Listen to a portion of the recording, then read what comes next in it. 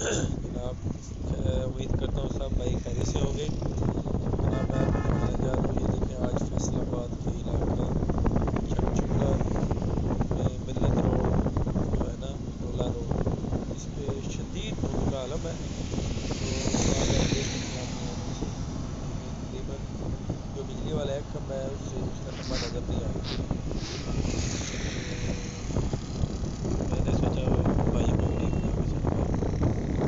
जनाब ये आप देख सकते हैं खुद ही, अभी तकरीबन टाइम है तकरीबन तकरीबन पूरे तकरीबन 11 बज चुके हैं, अब 11 बज के 56 मिनट हैं। तो इतनी धुंध है। तो सुबह सुबह बहुत ज़्यादा धुंध थी। तो एक खंभे से दूसरा खंभा ही नज़र आया, देख लिया आप अपनी आंखों से। तो बहुत आज एक दो एक्सीडेंट भी हुए हैं, अल्लाह माफ़ करे। तो मैंने कोशिश की मैंने एक बार बचाया।